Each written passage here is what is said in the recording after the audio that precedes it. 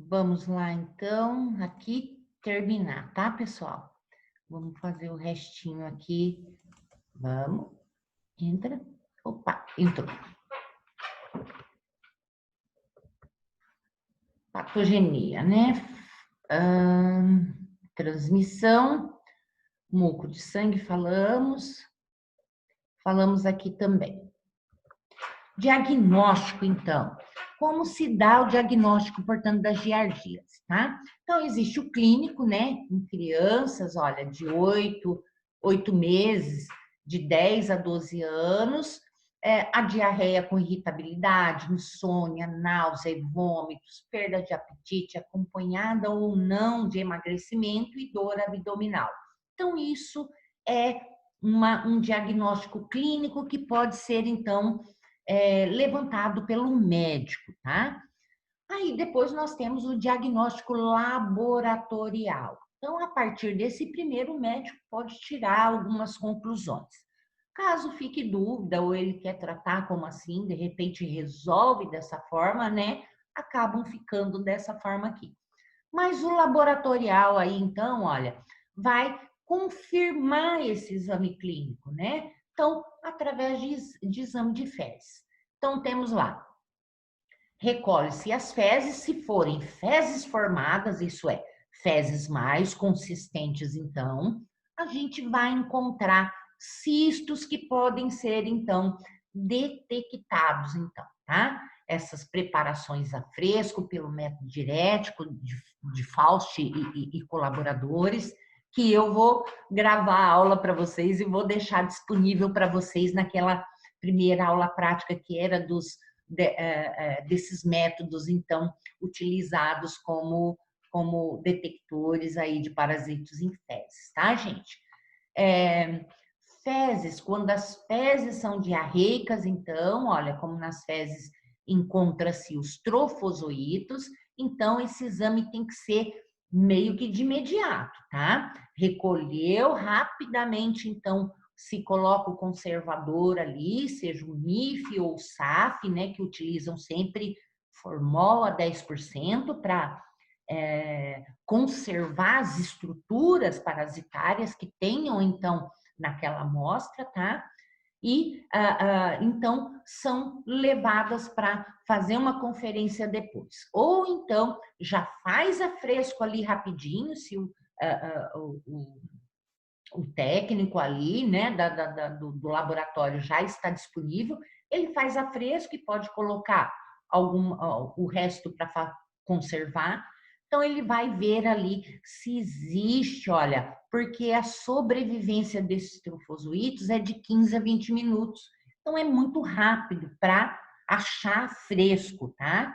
Então, tem que estar muito ali em contato, coletar quase que na hora para poder fazer essas análises.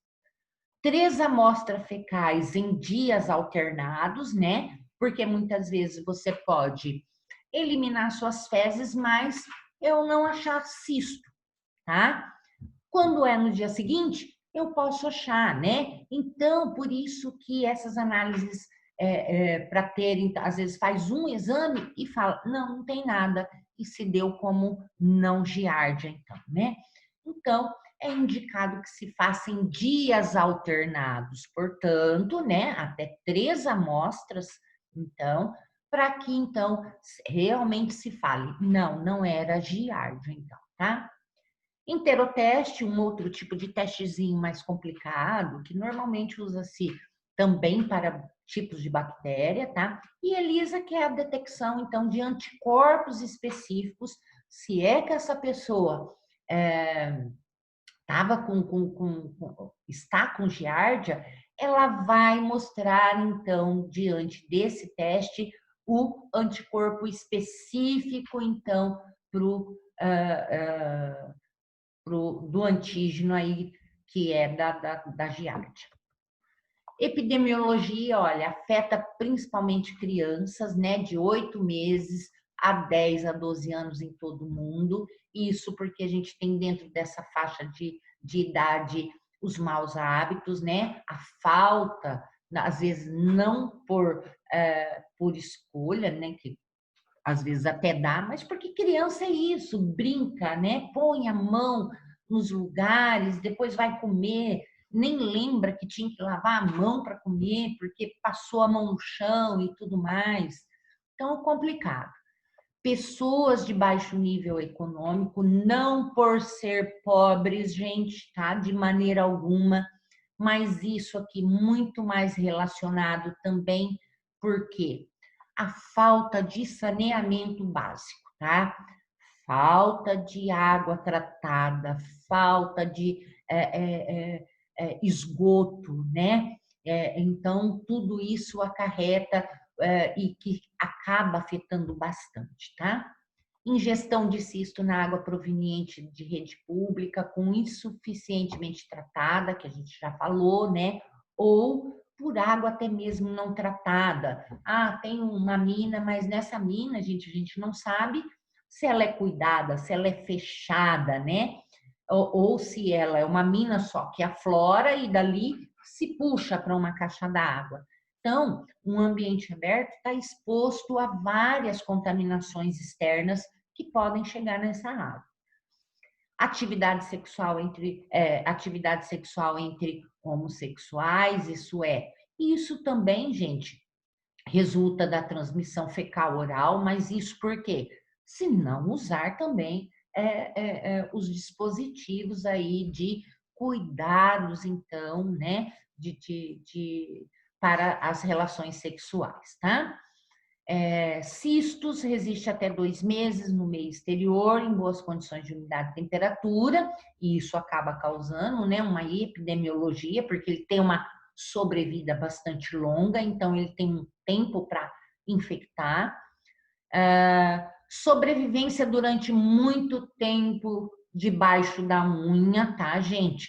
Não só bactéria, mas nós temos muito casos de achados, então, de cistos e ovos de helmintos no depósito subungueal, tá? Que são unhas. Por isso que enfermeiras, ó, sempre com a unha baixinha para não ter esse espaço, e é por isso que vocês, né, escovam lá dentro do hospital, principalmente quem participa muito, né, dos cuidados mais próximos a paciente ou de cirurgias, aquilo tem que ser esfregado muito para retirar realmente, né, esses agentes aí causadores de doença. Frequentemente encontrado em ambientes coletivos, que nós também falamos, tá?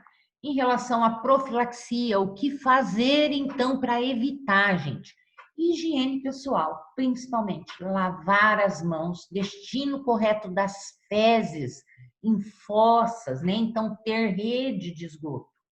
Proteção de alimentos, então, né? Sempre tampados para que não tenha contato com insetos, ou então, sempre lembrar, mesmo que foram lavadas essas frutas, vou lavar antes de comer também, tá? Tratamento de água, cisto resistem à cloração, então eles são destruídos em água fervente, como dito. Animais domésticos, principalmente cão e gato, recomendável também, ó, verificar o parasitismo por giardia e tratá-los. Então, por isso, a mesma coisa com o animal, gente, de 6 em 6 meses, né? Ou pelo menos uma vez no ano, dar então os vermífugos, então, para que eles tomem, tá? Tratamento precoce desse doente para que ocorra, então, a eliminação desse parasito e que ele não torne aí, né, parte desse hospedeiro aí e acabe de tempos em tempos aparecendo a doença. Diagnosticar e tratar a fonte de infecção, que são quem? Crianças que não apresentam essa sintomatologia sempre, babás que cuidam das crianças, que podem ser elas também que carregam, né? Manipuladores de alimentos também, gente, tá? Hoje a gente tem mais ofertado aí alimentos, então, que já vêm picados, cortados, descascados, né? Então, a gente tem que saber bem da fonte onde vem também. Se é lógico que existem todo um método, né, de higiene, né, para manipulação de alimentos, mas que a gente não sabe se o A, o B ou o C realmente acabam fazendo isso. Tratamento, gente, ó, metronidazol, trinidazol, né? Alguns aí. Este último causa resistência a essa terapêutica, tá? Então, o parasito apresenta essa resistência, então, muitas vezes ele pode perdurar, né? E não surtir efeito. Então, deve ser usado tratamentos aí complementares, tá? Tratamento terapêutico prolongados, observam-se efeitos carcinogênicos e mutagênicos observados em ratos, tá, gente? Porque existem vários estudos que fazem com um ou outro, mas fazem em ratos. A gente não sabe certamente, é lógico que se isso vai acarretar da mesma forma que ocorreu em rato, ocorrerá também em seres humanos, tá? Isso seu médico vai decidir o tempo de tratamento, se ele persiste nessa mesma terapêutica ou não. Albendazol, ó, que é um remédio de amplo espectro, né?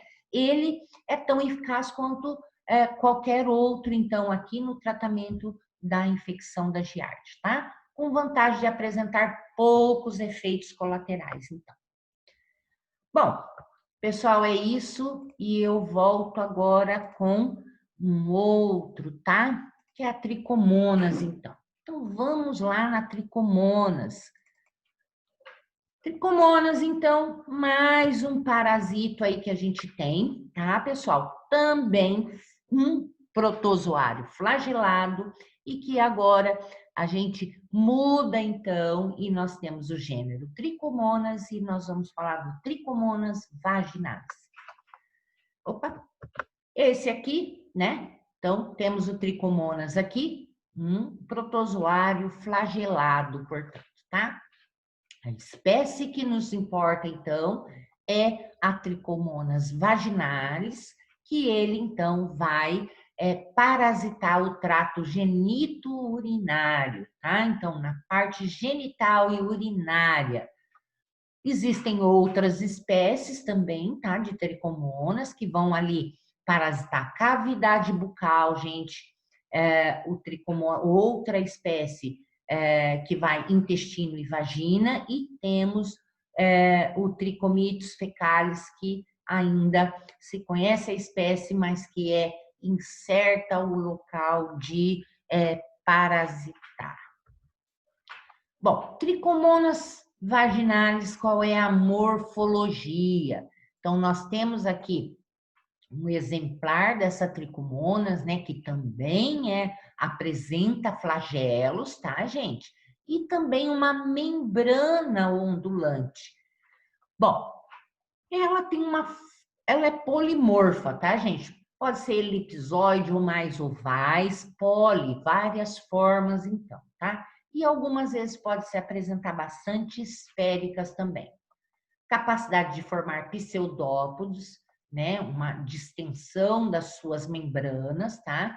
Para capturar alimento e fixação de partículas sólidas, então, para se alimentar. São bastante pequenas, também são microscópicas, vamos visualizar apenas por microscópio, tá? Apresentam somente a forma trofozoítica, que é essa daqui, tá? pH, olha, temperatura, tensão de oxigênio, força iônica pode então alterar o seu aspecto para elipsoide, para esférico, para oval. Então, dependendo desse local, do ambiente que ela está e essas mudanças, então, pode haver então essas mudanças de aspectos. 4 flagelos, então, desiguais, né, em questão de tamanho, tanto na parte anterior e outro livre também, tá? Membrana ondulante, núcleo com 2 membranas nucleares. Então, vamos dar uma olhadinha aqui nesse tricomonas. Consegui colocar uma imagenzinha com movimento para vocês aqui, né, com um hiperlink. Isso aqui é, então, uma tricomonas vista a fresco, gente, tá? Então, a gente pode notar bastante, então, esse flagelo aqui e os outros aqui, ó, com que ela tá, né, mexendo ali, se locomovendo através desses flagelos, então. Bem legal. Então, olha, temos várias espécies de tricomonas aqui e como é, então, essa morfologia desse parasita, tá? Então, a única forma que tem é de trofozoito. Não temos presença, portanto, de cisto. Local da infecção, né? O modo de vida. Vamos mostrar aí qual é o modo de vida desses parasitos, então. Local da infecção, olha, então o Trichomonas vaginalis, ele vai apresentar essa especificidade, então, e vai habitar o trato genito-urinário, tá? Tanto do homem quanto da mulher também. Onde vai produzir a infecção e não sobrevive fora desse sistema urogenital, então. Uma vez fora, ele vai morrer, tá, gente? Sobrevida é muito rapidinha e ele vai morrer. Multiplicação também por divisão binária. Então, olha, ele vai aqui se dividir ao meio e vai gerar 2 protozoários, então 2 tricomonas depois. Não há formação de cisto, somente trofozoito, contrariando o que ocorre, né, na maioria dos outros protozoários que formam cisto. Sempre tem 2 formas. Transmissão, gente, a tricomoníase, né, que é a parasitose causada pelo tricomonas, é uma IST. É uma infecção sexualmente transmissível, tá?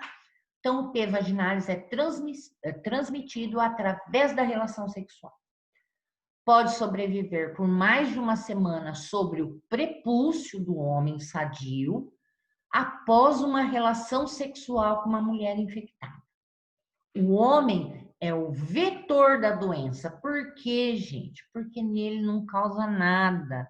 Muito dificilmente vai aparecer alguma sintomatologia, mas o homem é muito mais resistente, então, tá?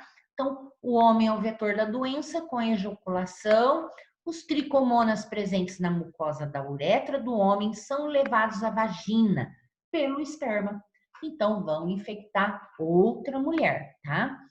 Atualmente, admite-se que a transmissão não sexual é muito rara, tá? Tricomoníase neonatal em meninas é adquirida durante o parto. Então, normalmente, então, acaba, né? A mulher tem o trato genital mais exposto, né? Então, quando ocorre o parto de uma mulher que já tem essa parasitose, então acaba sendo inserido, então, essa infecção também na criança, tá? Mas isso também, gente, depende do médico que está atendendo, se ela está com esse estado de tricomoníase e às vezes é optado o parto cesárea, né?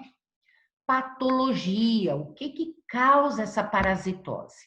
Então, o Trichomonas vaginalis promove também, olha, acima de tudo, a transmissão do vírus do HIV. Por quê? Porque já está tudo mais sensível, gente. Já está havendo uma deficiência ali para combater o T vaginalis, né? Então, promove a transmissão também, fica muito mais facilitada, porque esse sistema imune trabalhando ali, fica trabalhando com o Trichomonas vaginalis. Então, eu tenho muitas células TCD4 vindo, que é o quê? Se ela tem relações com pessoas que têm HIV e não está, então, tomando cuidado, então esse HIV entra com maior facilidade, portanto, é passado com maior facilidade. É causa de baixo peso, bem como de nascimento prematuro também, quando então uma mulher, né, está de gravidez de uma criança. Predispõe mulheres a doenças inflamatórias pélvicas atípicas, como câncer cervical e também até mesmo infertilidade. Gravidez, baixo peso, então, que a gente já comentou, que pode trazer baixo peso nesse recém-nascido, associado ao parto prematuro, que pode ocorrer, já que isso está acontecendo nesse trato genito-urinário.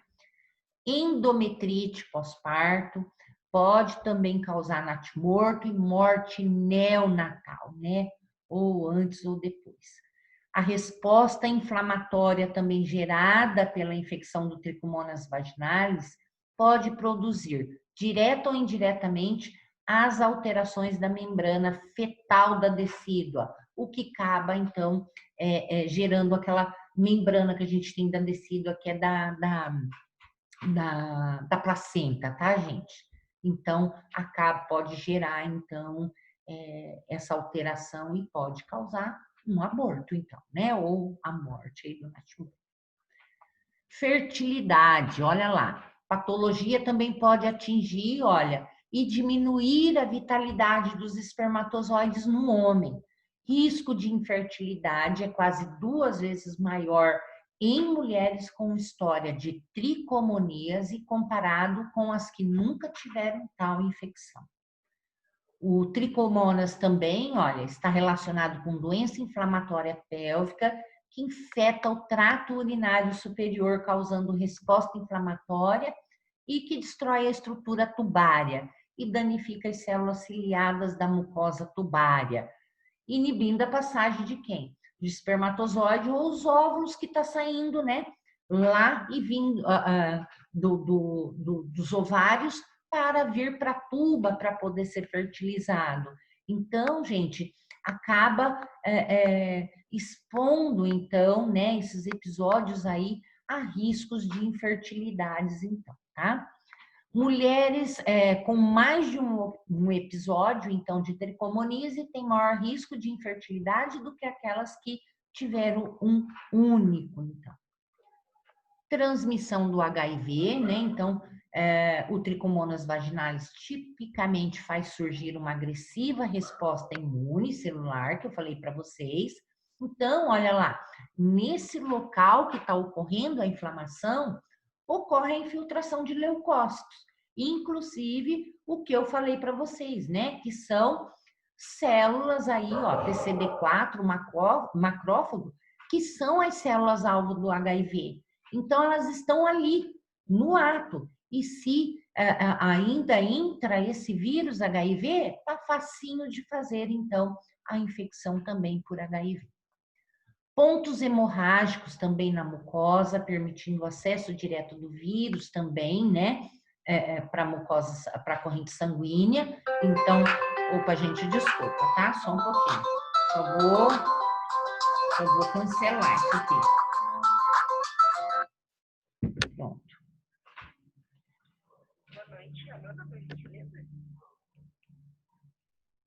Só um pouquinho, pessoal.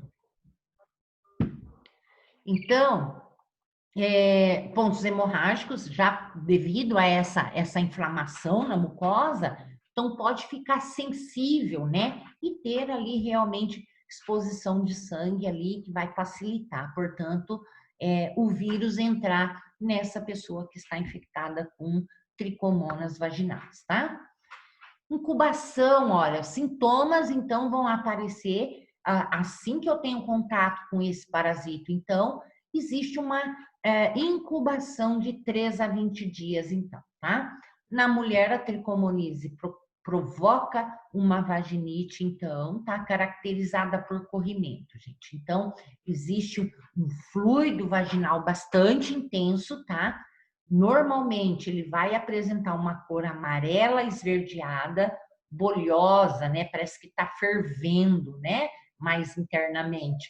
Então, aquele corrimento, aquele fluido bastante intenso, bolhoso, de cor esverdeada, amarelo para o verde, e a cor e o odor, gente, terrivelmente fétido também, tá? Cheirando realmente a peixe podre também, tá?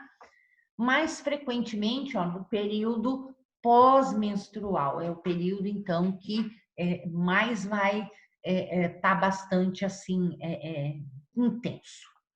prurido ou irritação vulvo-vaginal, dores, então, abaixo do ventre, então, né? Dores nas relações sexuais, desconforto nos genitais externos, dor ao urinar, né? E também, olha lá, frequência miccional também, né? Uma vez que está, então, também atingindo ali o trato urinário. No homem, gente, a maioria vai ser assintomático, por isso é que ocorre essa dispersão, portanto, tá? Não se percebe, então, essa doença no homem, tá bom? Então, por isso que muito é dispersada essa parasitose, então. Quando ocorre, né, existe um corrimento claro, viscoso, pouco abundante, com desconforto ao urinar, né? Que pode causar ali uma prostrite, uma cistite, então, que pode, né, o homem desconfiar que tem alguma coisa e ver, e daí ficar sabendo que tem, então, tricomoníase, tá? Então, o protozoário pode se localizar ainda na bexiga e também na vesícula seminal. Muito mais interno e por isso que, né, são locais de onde, então, nós vamos ter todo o esperma passando e levando, portanto, para fora para as hospedeiras, então, ou outros hospedeiros. Diagnóstico clínico, olha, então, difícil de ser identificado, confundido com outras doenças, uma vez que nós temos algumas bactérias também que pode causar um efeito parecido com esses sintomas, tá? O homem, olha, material uretral coletado pela manhã, sem terem urinado no dia e sem terem tomado nenhum medicamento específico para tricomonicida há 15 dias, pelo menos, tá? Mais facilmente encontrado no sêmen do que na urina ou em esfregaços realmente uretrais. Na mulher, olha, não devem realizar a higiene, então, vaginal durante o período de 18 a 24 horas anterior à coleta desse material, então, tá? Porque nesse material vai ficar condensado, então, a quantidade. Se existe pouco e ela ainda lava, então, na hora que ela for fazer a coleta desse material, eu posso não achar nenhum, ou então daí acabar associando a outra coisa que não seja o tricomonas, né? Não devem ter feito uso de medicamentos também tricomonicidas, tanto vaginais como geleias, cremes, né? Ou orais há pelo menos 15 dias. Mais abundantes durante os primeiros dias após a menstruação. Então, sempre é esse o período em que elas vêm com maior intensidade, então, tá? Exame microscópico de cultivo a fresco, corado e não corado. Então, pode-se coletar também, fazer esse exame a fresco dessa secreção. Tricomoníase é, então, uma IST, né? Não viral, é lógico, parasita, mais comum no mundo, com 170 milhões, portanto, de novos casos ocorrendo, então, anualmente, gente. A incidência da infecção depende, olha lá, idade, atividade sexual, número de parceiros sexuais também, essa epidemiologia, né, ela vai avançar de acordo com isso também. Outras DSTs e ISTs, tá, gente?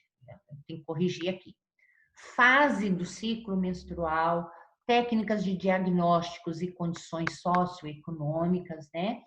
Uma vez que isso pode afetar algumas comunidades, né? Algumas pessoas que fazem parte dessas de baixas condições socioeconômicas, que não têm acesso a essa educação, portanto, a respeito desses assuntos, né?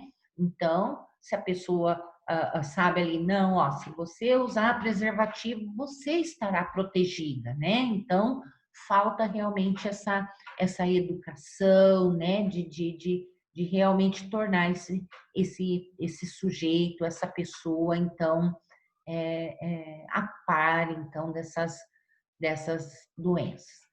A prevalência é alta em alguns níveis, alguns nível econômico já, né, mais baixo, como a gente falou, entre pacientes de clínicas ginecológicas, olha só o perigo, pré-natais e em serviço de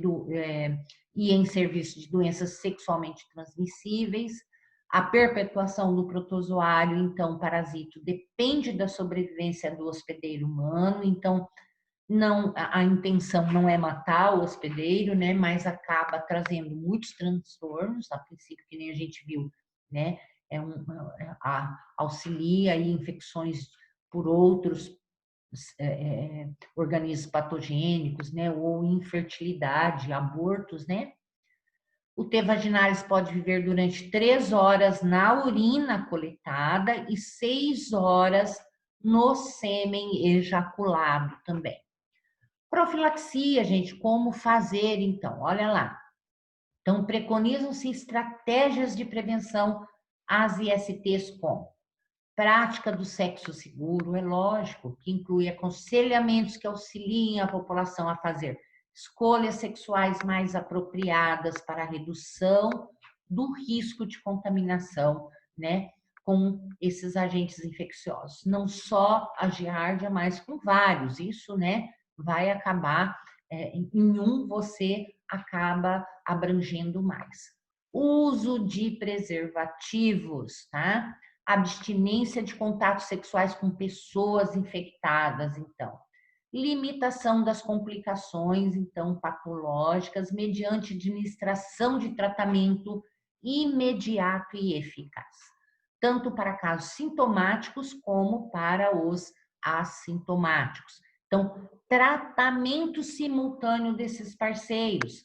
A mulher, como é sintomática, né? Muito mais assintomática, sintomática, e o homem não, muitas vezes o homem pega e fala: não, eu não vou fazer, não, eu não tenho nada, eu não sinto nada. Mas obrigatoriamente o casal, os parceiros devem ser, então, tratados em conjunto, gente, senão não adianta. A mulher trata, melhora, aí o parceiro vem, passa de novo e é recorrente, recorrente, recorrente, tá?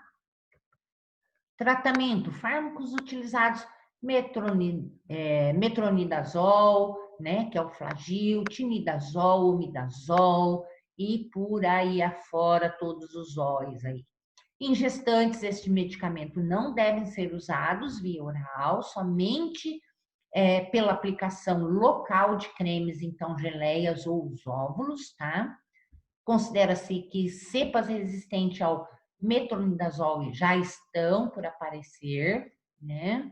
E se a gente acha isso escrito é porque já determinaram alguns, só falta randomizar mais estudos, então, para realmente se considerar, então, que o metronidazol já é um medicamento, então, que os parasitos, então, têm resistência a ele. Bom, pessoal, essa então é a segunda parte, né, da nossa aula. Vai junto lá para vocês, junto com a aula, então, de giardia que nós tivemos, ok?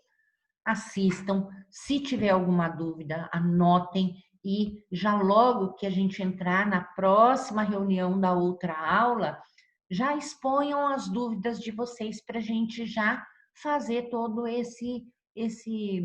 essa discussão, então, a respeito das dúvidas que vocês tiverem antes da gente iniciar outra aula, ok? Obrigada, então, pessoal. Até mais, então.